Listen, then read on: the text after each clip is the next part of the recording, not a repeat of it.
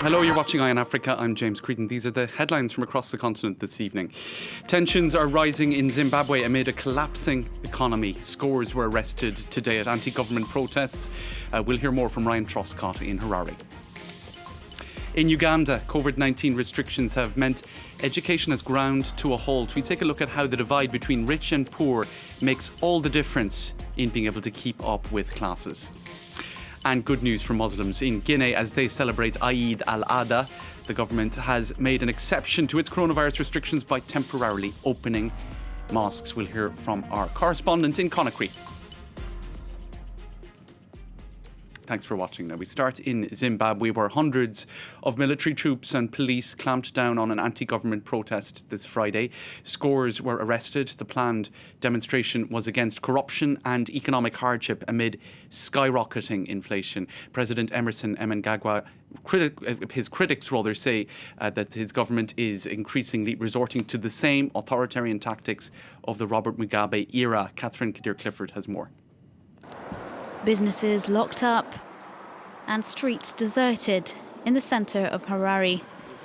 Police and soldiers patrolled the streets and increased checkpoints as they clamped down on planned anti-corruption protests, which President Mnangagwa said constitute an insurrection by the opposition.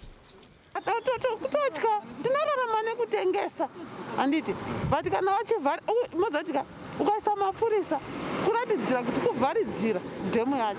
not participating. The timing is bad. We are in the COVID area, and the COVID is real. COVID is killing people.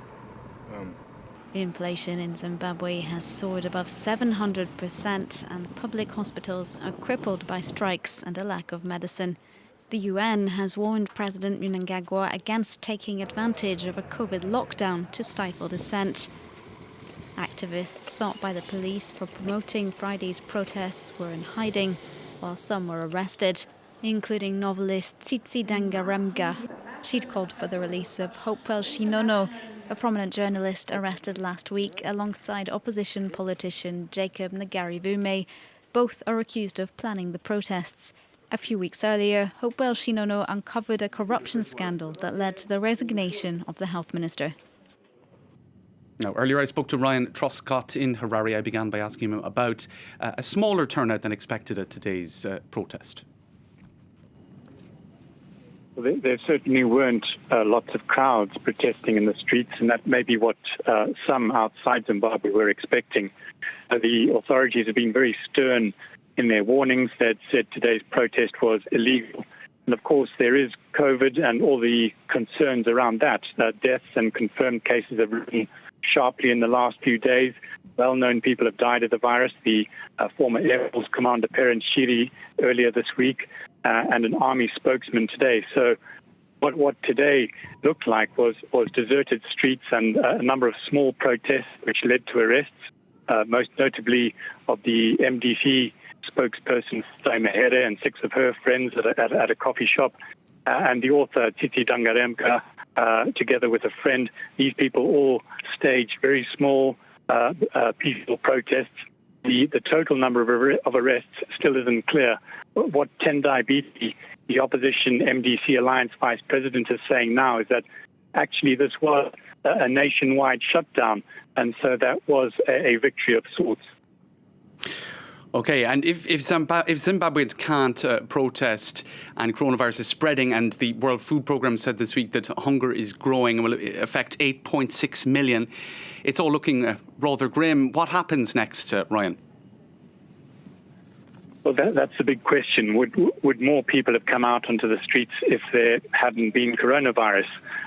In the days leading up to today, the government had brought out the security forces to make sure people didn't flock into town. So I think that there were very clear deterrents to anyone thinking of getting involved. And yes, things are very hard for so many Zimbabweans. Inflation of 785%. And as you said, the World Food Programme has projected the number of hungry to rise to 8.6 million. What do you do if you're a Zimbabwean trying to fend for your family? Coronavirus has made it much harder to migrate. So it's like Zimbabweans are trapped in a pressure cooker, and it's difficult to see what they can and will do next.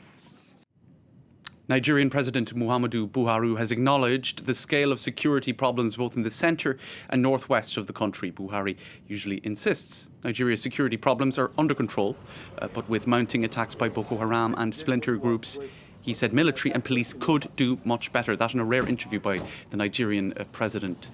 4 people were killed late Thursday when rockets slammed into Maiduguri, that's the main town of Borno State, where Boko Haram first emerged.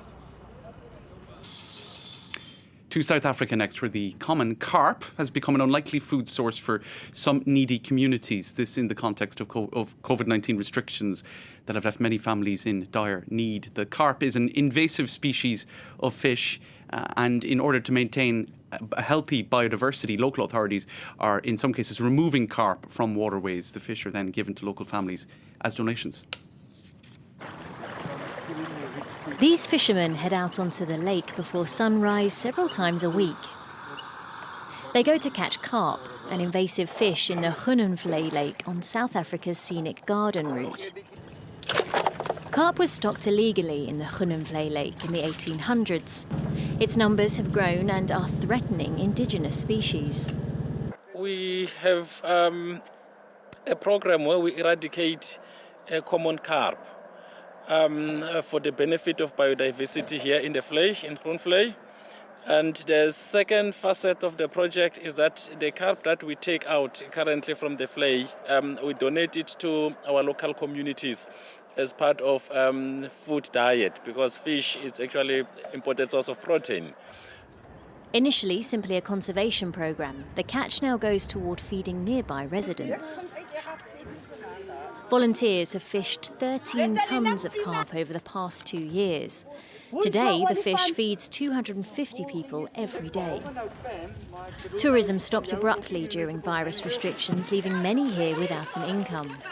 Yeah, the fish is a relief. It's difficult during the lockdown for the children to get food, and money is scarce. So what can we do? But we are thankful for the fish. It's better. Gift of the Givers, a South African humanitarian group, work with conservation officials and experts to check that the oily fish is safe to eat. The group then packages and hands out the fish to residents. We did a lot of study and homework before we actually got to the point of where we are today. The fish itself, yes, needless to say, it's all good, very good for human consumption. The locals actually love it. The handouts offer some help to a few people during an extremely difficult time. South Africa's economy will shrink by over 7% this year because of COVID-19, the worst outlook in 90 years. Across the world, the pandemic has underlined inequalities between the haves and the have-nots. In Uganda, where rich children have access to laptops and private tutors, poor families have been much more affected by restrictions. Private tutors and teaching resources are generally out of the question, and the focus has often been on making enough money to get by, with studies far down the list of priorities. Nicola Germain takes a look. This is Kamwokia slum in Kampala. Here, the pandemic has had drastic consequences for children's education. Poor students don't have access to online courses. Instead, they have to help with housework and farm work. Our teachers told us, but today we are not going to school, but I was very sad. Now, when I'm home, I help my mother to clean pigs, giving them banana peels and water. It's a very different story in this rich district of Kampala. This student has a private tutor and a laptop. When the lockdown was lifted and the schools were still not going to open, I felt that that was going to be an opportunity for me to get somebody who could help to fill these gaps before school starts, so that by the time she goes back, she's in a better place with the things that she's behind on. The coronavirus has worsened the economic crisis in Uganda. Stella Basamira Maris is a private tutor. She has noticed that in poor families, the children sometimes have no choice but to work to earn money.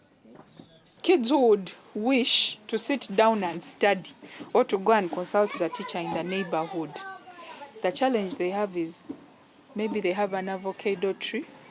They'll go remove the avocados and start hawking them so that they can have something to put in their stomach.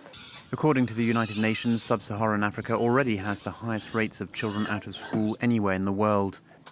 On the continent, nearly 1/5 of kids between the ages of 6 and 11 have no access to education. Islam's biggest holiday, Eid al-Adha, is underway until next Monday. And in Guinea, the authorities have decided to open up mosques for the occasion. Places of worship have been closed to the public since March. Our correspondent in Conakry sent us some reactions. Les mesures prises, bien sûr, nous rassurent parce que vous avez constaté à la rentrée d'abord de la mosquée, il y a ce qu'on appelle les mesures barrières qui sont déjà là, c'est-à-dire le lavage des mains.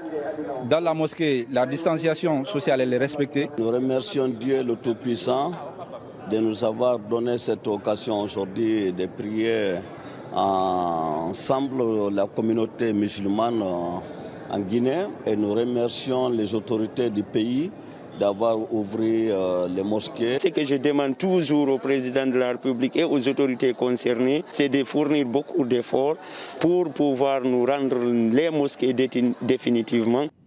Now, it's a cautious return to some degree of normality in Ivory Coast. COVID-19 restrictions have been relaxed as of Friday. That means activities like dance and theatre can kick off once again. And known for having amongst the liveliest nightlife in West Africa, bars, clubs and restaurants are likely to see a bumper weekend in Abidjan and other hotspots around the country. Now, authorities are still urging caution, and the state of emergency in Ivory Coast is to be maintained until the end of August. All right, that's all for this edition of Eye on Africa. Thanks for watching.